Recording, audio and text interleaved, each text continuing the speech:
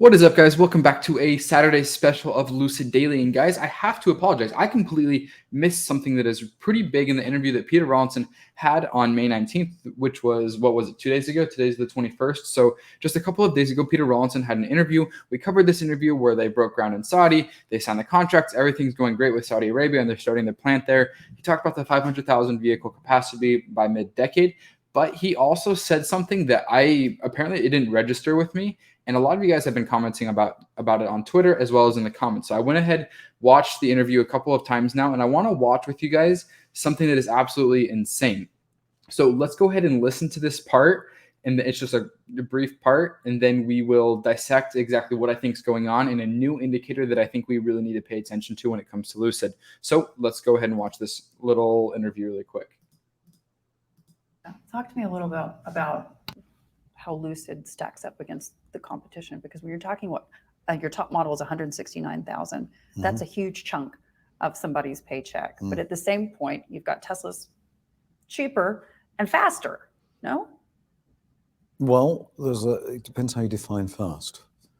I think that there is one model of Tesla which is more accelerative to 60 miles an hour, but I think our Dream P is pretty capable thereafter.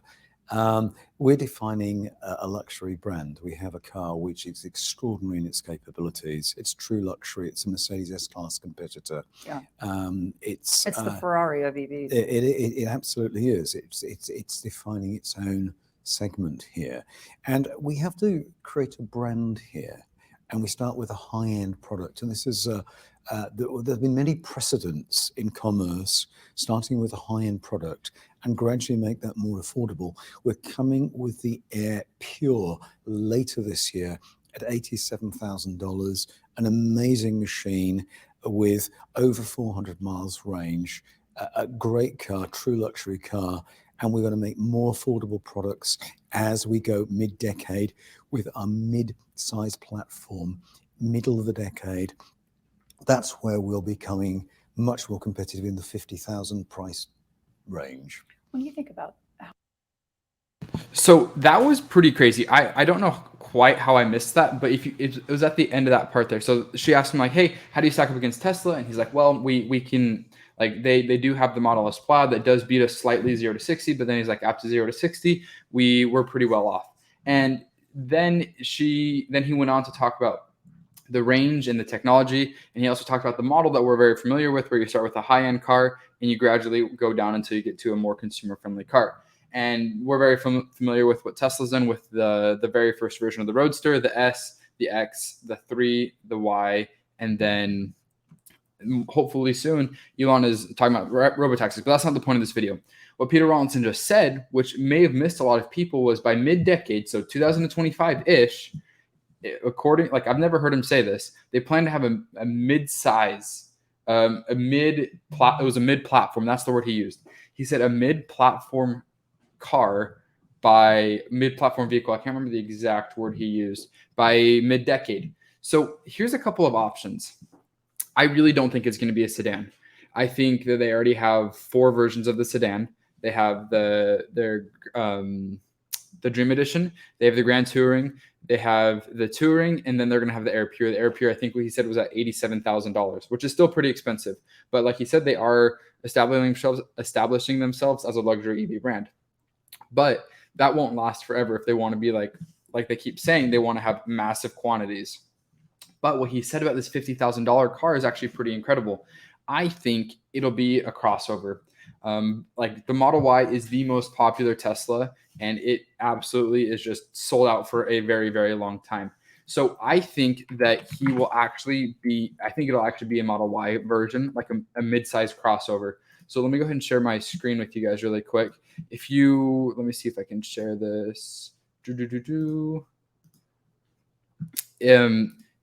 If you take a look at it, this is actually fairly crazy.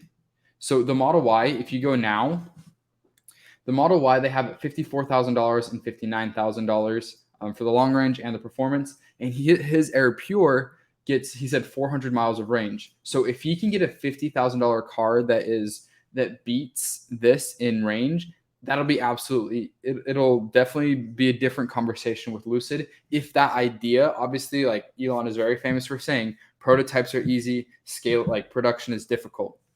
And I mean, Lucid's running to that right now. They have, it's kind of crazy. I did not expect them to announce this car because they have those 4 cars, the sedans that we just talked about, and then they have the Gravity. So they have 5 cars that they've announced that they haven't even really shipped. They've only shipped 2 of them, the Dream Edition and then the Grand Touring.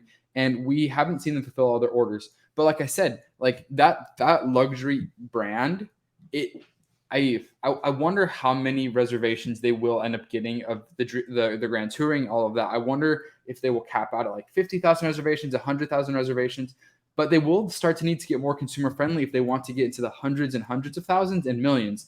I mean, people already complain that Tesla's too expensive, but like they have the demand where they have the pricing power. Now let's go look at the Model 3. Let's see if the Model 3 is that $50,000 price range. If you go look at the Model 3, order now, you can get a base Model 3 like with nothing added for $39,000, and then the performance is at $55,000.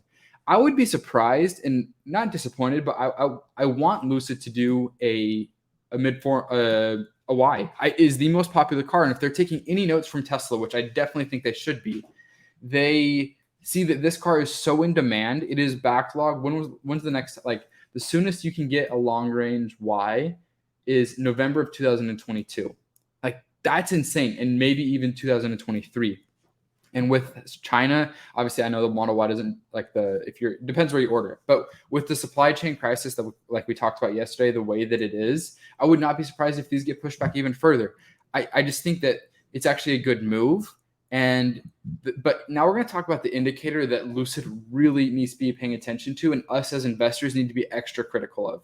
And I'm going to do a deep dive into this next week once I have my spreadsheet figured out with this.